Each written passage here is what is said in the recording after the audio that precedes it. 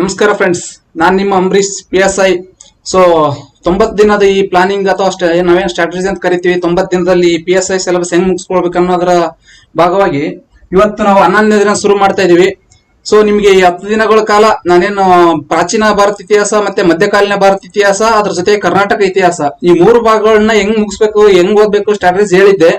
So ಇವತ್ತು 11ನೇ ದಿನ. 11ನೇ ದಿನದಲ್ಲಿ ನಾನು ಇವತ್ತಿಂದ ಈ ಆಧುನಿಕ ಭಾರತ ಇತಿಹಾಸ ಶುರು ಮಾಡ್ತಾ ಇದ್ದೀನಿ.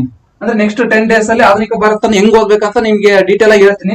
ಇವತ್ತು 11ನೇ ದಿನ ಶುರು ಮಾಡ್ತಾ ಇದ್ದೀನಿ. 11ನೇ ದಿನದ ನಮ್ದು ಟಾರ್ಗೆಟ್ ಏನಪ್ಪಾ ಅಂದ್ರೆ ಭಾರತಕ್ಕೆ ಯುರೋಪಿಯನ್ನರ ಆಗಮನ, ಅಡ್ವೆಂಟ್ ಆಫ್ ಯುರೋಪಿಯನ್ಸ್. ಅದರಲ್ಲಿ ಪೋರ್ಚುಗೀಸ್, ಇಂಗ್ಲಿಷ್, ಡಚ್, ಫ್ರೆಂಚ್ ಇದೆಲ್ಲ ಬೇಸಿಕ್ ಆಗಿ ನಿಮ್ಗೆ ಗೊತ್ತಿರುತ್ತೆ. ಇದ್ರಲ್ಲಿ ನಾವು ಯಾವ ರೀತಿ ಅಪ್ರೋಚ್ ಮಾಡ್ಬೇಕಂದ್ರೆ,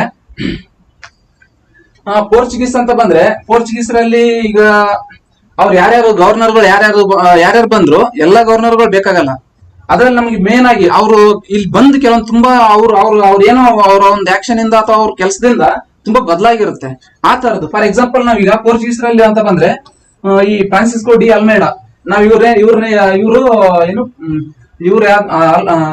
ವಾಸ್ಕೋ ಡ ಗಾಮಾ ಆದ್ಮೇಲೆ ನೆಕ್ಸ್ಟ್ ಬರೋದು ಇವರೇನೆ. ಬಟ್ ವಾಸ್ಕೋ ಡಿ ಗಾಮಾ ಬರ್ತಾನೆ ನಿಜ, 1498ರಲ್ಲಿ ಬರ್ತಾನೆ. ಅವ್ನು ಬಂದಾದ್ಮೇಲೆ ಇಲ್ಲಿ ಮೇನ್ ಆಗಿ ಇಲ್ಲಿ ಇಂಡಿಯಾದಲ್ಲಿ ಈ ಪೋರ್ಚುಗೀಸರು ಸ್ಟ್ರಾಂಗ್ ಆಗ ಕಾರಣ ಈ ಫ್ರಾನ್ಸಿಸ್ಕೋ ಡಿ ಅಲ್ಮೇಡಾ ತರದು ಈ ಬ್ಲೂ ವಾಟರ್ ಪಾಲಿಸಿ ಅಂತ. ಅಂದ್ರೆ ಅವಾಗ ಇವರು ಏನ್ ಅರ್ಥ ಮಾಡ್ಕೋತಾರ ಅಂದ್ರೆ ಪೋರ್ಚುಗೀಸರು ಇಲ್ಲಿ ಇಂಡಿಯಾದಲ್ಲಿ ರಾಜಮನೆತನಗಳು ಈ ನೆಲದ ಮೇಲೆ ಸ್ಟ್ರಾಂಗ್ ಇದಾರೆ. ಅಂದ್ರೆ ಇವರು ವಾರ್ಫೇರ್, ಲ್ಯಾಂಡ್ ಆನ್ ವಾರ್ಫೇರ್ ಚೆನ್ನಾಗಿದೆ. ಬಟ್ ಈ ವಾಟರ್ ಮೇಲೆ, ಸಮುದ್ರದ ಮೇಲೆ ನಾವೇನಾದ್ರೂ ಶಕ್ತಿ ಸಾಧಿಸಿದ್ದೆ ಆದ್ರೆ ನಾವು ಇಲ್ಲಿ ಏನಾದ್ರೂ ಇಂಡಿಯಾದಲ್ಲಿ ಏನಾದ್ರೂ ಮಾಡ್ಬೋದು. ಭಾರತದಲ್ಲಿ ನಮ್ಗೆ ಅದಕ್ಕೆ ಏನಾದ್ರೂ ಇಲ್ಲಿ ನೆಲೆ ನಿಲ್ಬೇಕಂದ್ರೆ ಈಗ ಸಮುದ್ರದ ಮೇಲೆ ನಾವು ಹಿಡಿತ ಸಾಧಿಸ್ಬೇಕಂತ ಹೇಳ್ಬಿಟ್ಟು ಇವನು ಬ್ಲೂ ವಾಟರ್ ಪಾಲಿಸಿ ಅಂತ ತರ್ತಾನೆ. ಅಂದ್ರೆ ಈ ಹಡಗುಗಳನ್ನೆಲ್ಲ ಸ್ಟ್ರಾಂಗ್ ಮಾಡ್ಕೋದು, ನೌಕಾ ಶಕ್ತಿನ ಸ್ಟ್ರಾಂಗ್ ಮಾಡ್ಕೊಳ್ಳೋದು. ಅದೇ ರೀತಿ ಫ್ರಾನ್ಸಿಸ್ಕೋ ಡಿ ಅಲ್ಮೇಡಾ ಇವರು ಯಾಕೆ ಇದಾಗ್ತಾರೆ ಅಂದ್ರೆ ಅವನು ಯಾರು ಫಸ್ಟ್ ಬರೋದು ಕ್ಯಾಲಿಕಟ್, ಈ ಕೇರಳದ ಕ್ಯಾಲಿಕಟ್ಗೆ ಅವ್ನು ಬರೋದು. ಬಂದಾಗ ಅಲ್ಲಿಂದ ಇವ್ರದ್ದು ಇದು ಏನು ಒಂದು ಕಾಂಪಿಟೇಸ್ಟ್ ಆಗ್ತವೆ. ಈಗ ಅಂದ್ರೆ ಆಕ್ರಮಣ ಸ್ಟಾರ್ಟ್ ಮಾಡ್ತಾರೆ. ಇವನು ಅಲ್ಫಾನ್ಸೋ ಡಿ ಅಲ್ಮೇಡಾ ಗೋವಾನ ಈ ಬಿಜಾಪುರ ಸುಲ್ತಾನರಿಂದ ಆಕ್ಯುಪೈ ಮಾಡ್ಕೋತಾನೆ. ಸೊ ಆತರ ಮತ್ ಅದೇ ರೀತಿ ನೀನಾಡಿ ಕುನ ಅಂತ ಇವನು ಈಗ ಕ್ಯಾಪಿಟಲ್ ನ ಈಗ ಇದು ಯಾವ್ದೋ ಕ್ಯಾಲಿಕಟ್ ಇಂದ ಗೋವಾಗೆ ಟ್ರಾನ್ಸ್ಫರ್ ಮಾಡ್ತಾನೆ. ಈ ರೀತಿ ಏನಾದ್ರು ಇಂಪಾರ್ಟೆಂಟ್ ಅಂತ ಇದ್ರೆ ಇದ್ರಲ್ಲಿ ಇನ್ನೂ ಬೇರೆ ಬರ್ತಾರೆ. ನಿಮ್ಗೆ ಯಾವ್ದು ಇಂಪಾರ್ಟೆಂಟ್ ಅನ್ಸುತ್ತೆ ಎಕ್ಸಾಮ್ ಪಾಯಿಂಟ್ ಆಫ್ ಇಂದ, ಸೊ ನಾನಾದ್ರೆ ಈ ತರ ನಾನು ಇವ್ರದಲ್ಲಿ ಜಾಸ್ತಿ ಇಷ್ಟು ಫೋಕಸ್ ಮಾಡ್ತಿರ್ಲಿಲ್ಲ. ಇಷ್ಟು ಜಾಸ್ತಿ ಇವ್ರು ನೋಡ್ಕೊಂಡು ಇನ್ನು ಮಿಕ್ಕಿರನ್ನ ಅಷ್ಟೆಲ್ಲ ಫೋಕಸ್ ಮಾಡ್ತಿರ್ಲಿಲ್ಲ. ಯಾಕಂದ್ರೆ ಎಕ್ಸಾಮ್ ಪಾಯಿಂಟ್ ಆಫ್ ಇಂದ ಇವ್ರು ಇಂಪಾರ್ಟೆಂಟ್. ಮತ್ತೆ ಈಗ ಇಲ್ಲಿ ಪೋರ್ಟ್ಸ್, ಈಗ ನಾವು ನಾಟ್ ಓನ್ಲಿ ಪೋರ್ಚುಗೀಸ್, ನೀವು that may be Portuguese, British, French, Dutch ಅವರು ಇಲ್ಲಿ ಭಾರತಕ್ಕೆ ಬಂದು ಎಲ್ಲೆಲ್ಲಿ ತಮ್ಮ ಈ ನೌಕಾನೆಲೆಗಳನ್ನ ಸ್ಥಾಪನೆ ಮಾಡಿದ್ರು, ಎಲ್ಲೆಲ್ಲಿ ಪೋರ್ಟ್ಗಳಿದ್ವು ಅನ್ನೋದು ತುಂಬಾ ಇಂಪಾರ್ಟೆಂಟ್ ಆಗುತ್ತೆ. ಯಾಕಂದ್ರೆ ಸಾಕಷ್ಟು ಎಕ್ಸಾಮ್ ಅಲ್ಲಿ ಕೇಳಿದಾರೆ, ಈ ಇಷ್ಟು ಲಿಸ್ಟ್ ಕೊಟ್ಬಿಟ್ಟು, ಪೋರ್ಟ್ಗಳು ಲಿಸ್ಟ್ ಕೊಟ್ಬಿಟ್ಟು ಇದು ಈಗ ಈ ಪೋರ್ಟ್ ಯಾರು ಆಕ್ಯುಪೈ ಮಾಡ್ಕೊಂಡಿದ್ರು ಅಂತ ಕೇಳಿದಾರೆ.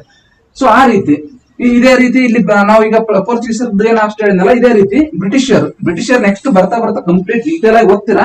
ಬಟ್ ಇನಿಷಿಯಲ್ ಸ್ಟೇಜ್ ಅಲ್ಲಿ ಇವರು ಫಸ್ಟ್ ಬ್ರಿಟಿಷರ್ ಬಂದಾಗ ಅವ್ರು ಎಲ್ಲಿಗೆ ಬಂದ್ರು, ಅವ್ರು ಫಸ್ಟ್ ಅವ್ರದ್ದು ಯಾವ ಪೋರ್ಟ್ ಆಕ್ಯುಪೈ ಮಾಡ್ಕೊಂಡ್ರು ಅಥವಾ ಎಲ್ಲಿ ಅವರು ತಮ್ಮ ನೌಕಾನೆಲೆ ಫಸ್ಟ್ ಎಸ್ಟಾಬ್ಲಿಷ್ ಮಾಡಿದ್ರು. ಮತ್ತೆ ಅವ್ರು ರಾಯಭಾರನ್ ಕಳಿಸ್ತಾರೆ ಈ ಮೊಘಲ್ ರಾಜರ ಹತ್ರ. ಫಾರ್ ಎಕ್ಸಾಂಪಲ್ ಈ ಜಹಾಂಗೀರ್ ಹತ್ರ ಆಗ್ಬೋದು, ಶಹಜಾನ್ ಹತ್ರ, ಮೇನ್ ಆಗಿ ಜಹಾಂಗೀರ್ ಹತ್ರನೇ ಅವರು ಇವ್ರನ್ನ ಕಳಿಸ್ತಾರೆ. ಆಕ್ಟರ್ ಮನ್ರು ಅಂತ ಬರ್ತಾರೆ, ಸಾಕಷ್ಟು ಜನ ಬರ್ತಾರೆ. ನಾ ಸೋರ್ಸ್ ಏನ್ ಹೇಳಿದ್ನಲ್ಲ ಅದರಿಂದ ನೀವು ಓದ್ಕೋಬಹುದು. ಈ ಪಾಯಿಂಟ್ ಆಫ್ ಇಂದ ಅವ್ರು ಏನ್ ಬರ್ತಾರಲ್ಲ ಇನಿಷಿಯಲ್ ಸ್ಟೇಜ್ ಅಲ್ಲಿ ಇಷ್ಟನ್ನ ಈ ತರ ನೀವು ಅವ್ರನ್ನ ನೆನ್ಪಿಟ್ಕೊಂಡ್ರೆ ಸಾಕು. ಅದೇ ರೀತಿ ಇನ್ಯಾರು ಡಚ್ಚರ್ ಬರ್ತಾರೆ. ಡಚ್ಚರ್ ಬಂದು ಅವ್ರದ್ದು ಕೂಡ ಇಲ್ಲಿ ಸಾಕಷ್ಟು ಏನಾಗಿ ಪ್ರೆಸೆಂಟ್ ತಮಿಳುನಾಡಿನ ಈ ಮಚಿಲಿಪಟ್ಟಣಂ ಏನಿದೆಯಲ್ಲ ಅಲ್ಲಿ ಇವರು ಅವ್ರ ತಮ್ಮ ಪೋರ್ಟ್ ಎಸ್ಟಾಬ್ಲಿಷ್ ಮಾಡ್ತಾರೆ.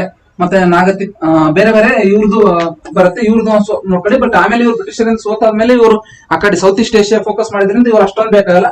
ನೆಕ್ಸ್ಟ್ ಬರೋದು ಫ್ರೆಂಚ್ ಕೂಡ ಸಾಕಷ್ಟು ಇಲ್ಲಿ ಏನು ಫ್ರೆಂಚರ್ ಮತ್ತೆ ಇಂಗ್ಲಿಷರಿಗೆ ಏನು ಆಂಗ್ಲೋ ಫ್ರೆಂಚ್ ವಾರ ಆಗ್ತವೆ. ನೀವು ಅದನ್ನ ಕರ್ನಾಟಿಕ್ ವಾರ ಅಂತ ಕರಿತೀವಿ. ಅವೆಲ್ಲ ನೀವು ಚೆನ್ನಾಗಿ ಡೀಟೇಲ್ ಆಗಿ ಓದ್ಕೋಬೇಕು. ನೆಕ್ಸ್ಟ್ ಬರೋದ್ರಿಂದಲೂ ಇದು ಮಾಡ್ತೀನಿ. ಈಗ ಯುರೋಪಿಯನ್ನರ್ ನಾನು ಇವತ್ತಿನ ದಿನಕ್ಕೆ 11ನೇ ದಿನಕ್ಕೆ ಏನಂದ್ರೆ ಯುರೋಪಿಯನ್ನರ ಆಗಮನ, ಅವ್ರು ಇಲ್ಲಿ ಬಂದು ಎಲ್ಲೆಲ್ಲಿ ನೆಲೆ ನಿಂತರು, ಮತ್ತೆ ಅವ್ರು ಯಾವ್ದಾದ್ರು ಇಂಪಾರ್ಟೆಂಟ್ ಈ ಪಾಲಿಸಿ ಏನಾದ್ರು ತಂದಿದ್ರೆ ಅಥವಾ ಅವ್ರವ್ರ ಮೇಲೆ ಯುದ್ಧಗಳಾಗ್ತವೆ ಈಗ ಒಂದ್ ಕಡೆ ಕಂಟ್ರೋಲ್ ಸಾಧಿಸಕ್ಕೆ. ಈ ತರ ನೀವು ಈ ಟೈಮ್ ಲೈನ್ ಇರಲಿ. ಈಗೇನು ಯುರೋಪಿಯನ್ನರ ಆಗಮನದಿಂದ ಅಪ್ ಟು 1757 ಏನು ಇಲ್ಲಿ ಯಾಕೆ ಇಂಪಾರ್ಟೆಂಟ್ ಅಂದ್ರೆ ಕ್ಲಾಸಿಕ್ ಅದನ್ನ ಏನಾಯ್ತಾರ ಅಲ್ಲಿ ತನ ಇಂಪಾರ್ಟೆಂಟ್. ಇದ್ರ ಹಿಂದೆ ಆಗಿರೋ ಆಲ್ಮೋಸ್ಟ್ ಎಲ್ಲಾ ಇನ್ಸಿಡೆಂಟ್ ಗಳು ಬೇರೆ ನಿಮ್ಗೆ ಏನಾದ್ರು ಇಂಪಾರ್ಟೆಂಟ್ ಅನ್ಸಿದ್ರೆ ಅಷ್ಟನ್ನು ಕವರ್ ಮಾಡ್ಕೊಂಡ್ರೆ ಇವತ್ತಿನ 11ನೇ ದಿನ ಟಾರ್ಗೆಟ್ ಆಯ್ತು. ಇದ್ರಲ್ಲಿ ಏನೇ ಇದ್ದಿದ್ರು ಕೂಡ ತಿಳಿಸಿ. ಸೊ ಇಷ್ಟೇ. ಇದು 11ನೇ ದಿನ ಟಾರ್ಗೆಟ್ ಇಷ್ಟೇ ಆಗಿತ್ತು. ಸೊ ಯಾಕಂದ್ರೆ ಇಲ್ಲಿ ಸಾಕಷ್ಟು ಬೇರೆ ಬೇರೆ ಬರುತ್ತೆ, ಅದನ್ನೆಲ್ಲ ನಾನು ಡೀಟೇಲ್ ಆಗಿ ನಿಮ್ಗೆ ಹೇಳಕ್ಕಾಗಲ್ಲ, ಅದು ಮತ್ತೆ ಹೇಳಿದ್ರೆ ಅದೇ ಒಂದು ದೊಡ್ಡ ಇದಾಗುತ್ತೆ. ಸೊ ನಾನು ಇಷ್ಟು ಹೈಲೈಟ್ ಮಾಡಿ ನಿಮ್ಗೆ ಹೇಳ್ತಿರೋದು ಇಷ್ಟನ್ನೇ. ಇವರು ಬಂದಿದ್ದು ಅವ್ರು ಎಲ್ಲೆಲ್ಲಿ ನಿಂತರು, ಮತ್ತೆ ಅವ್ರು ಏನಾದ್ರು ಇಂಪಾರ್ಟೆಂಟ್ ಇದು ಮಾಡಿದ್ರೆ ಅವ್ರ ಟ್ರೇಡ್ ಗೂಡ್ಸ್ ಏನೇನಿದ್ದು ಅದನ್ನ ಇಷ್ಟು ನೋಡ್ಕೊಂಡ್ರೆ 11ನೇ ಟಾರ್ಗೆಟ್ ಮುಗೀತು. ಫ್ರೆಂಡ್ಸ್, ಹೇಗೆ ಅನಿಸ್ತದೆ ಈ ವಿಡಿಯೋಸ್? ನೀವು ಖಂಡಿತ ನಾನು ಫೀಡ್ಬ್ಯಾಕ್ ಕೊಡಬೇಕು. ಫೀಡ್ಬ್ಯಾಕ್ ಕೊಟ್ರೆ ನನಗೆ ಏನಾದ್ರು ಇದು ಹೆಲ್ಪ್ ಆಗುತ್ತೆ. ಮತ್ತೆ ಇದಾದ್ಮೇಲೆ ಇದ್ರ ಮೇಲೆ ನಾವು ಕ್ವಶನ್ಸ್ ಪ್ಲೇ ಮಾಡ್ತಾ ಇದೀವಿ. ಅದು ಟಾಪರ್ ಐಎಸ್ ಆಪ್ ಇದೆ, ಆ ಆಪ್ ಅಲ್ಲಿ ಫ್ರೀ ಆಗಿ ಅವೈಲೇಬಲ್ ಇರುತ್ತೆ. ಆ ಆಪ್ ಅಲ್ಲಿ ಕ್ವಶನ್ಸ್ ಬಿಡಿಸಿ, ಅದಾದ್ಮೇಲೆ ಕೂಡ ಇದ್ರ ಮೇಲೆ ಹಳೆ ಪ್ರಶ್ನೆ ಪತ್ರಿಕೆಗಳು ಬಂದಿರೋದು, PS ಆಗಿರ್ಬೋದು, KS UPSC ಬಂದಿರೋ ಪ್ರತಿಯೊಂದು ಪ್ರಶ್ನೆಗಳನ್ನು ಇದ್ರ ಮೇಲೆ ಬಂದಿರೋ ಬಿಡಿಸಿದ್ರೆ ನಿಮ್ಗೆ ನೆಕ್ಸ್ಟ್ ಹೆಂಗ್ ಪ್ರಶ್ನೆ ಕೇಳಬಹುದು ಅಂತ ಒಂದು ಐಡಿಯಾ ಬರುತ್ತೆ. ಸೊ ಇವತ್ತು 11ನೇ ಪ್ಲಾನ್ ಇದಾಗಿತ್ತು ಫ್ರೆಂಡ್ಸ್. ನೀವೇನೇ ಇದ್ರು ಕೂಡ, ಏನೇ ಡೌಟ್ಸ್ ಇದ್ರು ಕಮೆಂಟ್ ಅಲ್ಲಿ ತಿಳಿಸಿ. ಸೊ ನಾನು ನಿಮ್ಗೆ ಮತ್ತೆ ಮುಂದಿನ ವಿಡಿಯೋದಲ್ಲಿ ಸಿಗ್ತೀನಿ. Thank you friends. ಚೆನ್ನಾಗಿ